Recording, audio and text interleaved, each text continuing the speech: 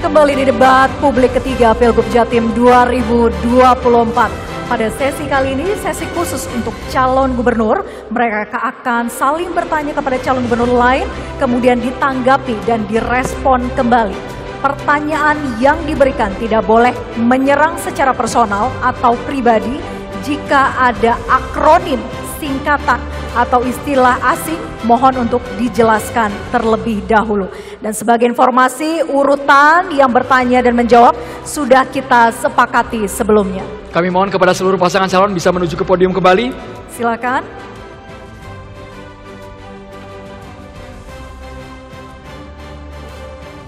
Langsung saja kami persilakan kepada calon gubernur nomor urut 3 untuk memilih ikon yang akan kami tampilkan di layar besar. Sambil kita perlihatkan. Silakan kepada calon gubernur nomor urut 3 untuk memilih ikon yang ada di layar. Ledre.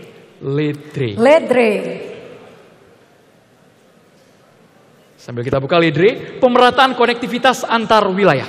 Ya.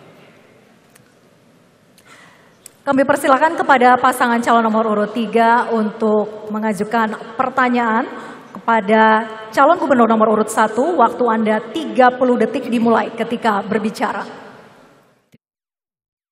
LA Ice Mango Boost. Discover the new flavor. It's mango season.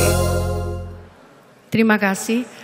Kita lihat bahwa kondisi geografis Jawa Timur itu banyak yang pegunungan, kemudian terpisah laut, terutama di kepulauan-kepulauan yang jumlahnya lebih dari 400 pulau. Pertanyaannya adalah bagaimana kita bisa mengatur konektivitas antar wilayah tersebut sehingga terjadi pemerataan pembangunan. Juga bagaimana memberikan akses terutama untuk kebutuhan air di tempat tersebut. Waktu habis. Selanjutnya kami mohon kepada calon gubernur nomor 1 untuk menjawab. Waktu 1 menit 30 detik dimulai saat berbicara. Ya, terima kasih Ibu pertanyaannya. Yang pertama kita harus memiliki kesadaran bahwa Jawa Timur itu emang bukan hanya wilayah daratan, tetapi juga wilayah laut dan juga maritim.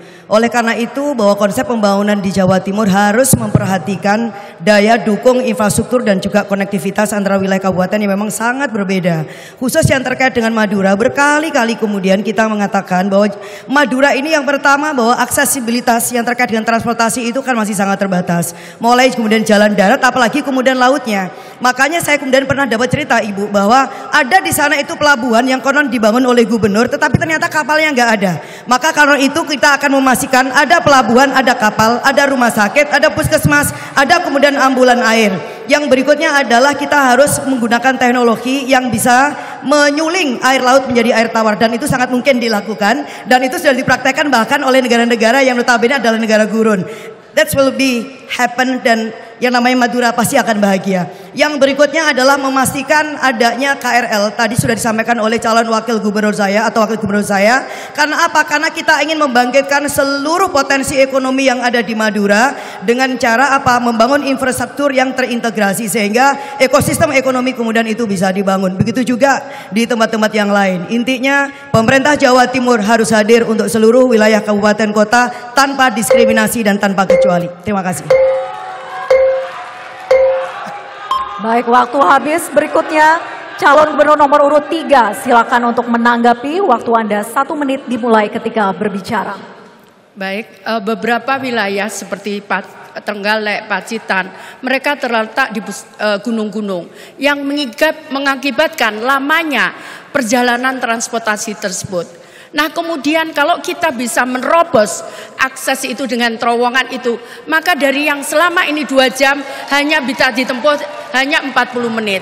Kemudian juga wilayah antar desa, kalau kita bisa berikan di desa itu angkutan desa, maka masyarakat desa tidak perlu takut kesulitan saat dia untuk pergi ke pasar, saat dia untuk pergi ke sekolah. Demikian di pulau-pulau itu. Yang terjadi adalah saat ini angkutan itu hanya untuk satu, yaitu angkutan orang. Kalau angkutan itu bisa multiplier efek, angkutan barang, angkutan transportasi, dan angkutan untuk orang dan sekaligus angkutan untuk kesehatan, maka wilayah pulau-pulau itu akan bisa tersentuh. Waktu habis. Selanjutnya calon gubernur nomor urut 2 untuk merespon dengan waktu 1 menit dimulai saat berbicara.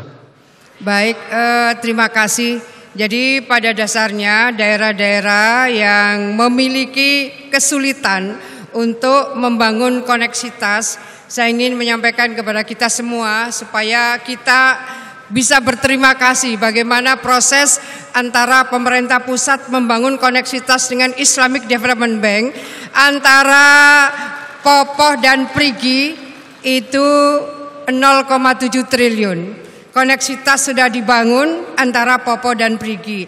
Bagaimana kemudian saudara-saudara di Kepulauan Madura kita menyiapkan pelabuhan jangkar. Pelabuhan jangkar ini ada di Situbondo, tetapi membangun koneksitas dari saudara-saudara kita yang ada di Kepulauan Madura.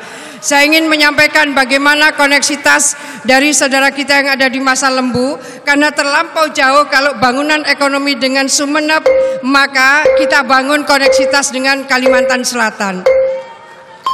Baik, waktu habis.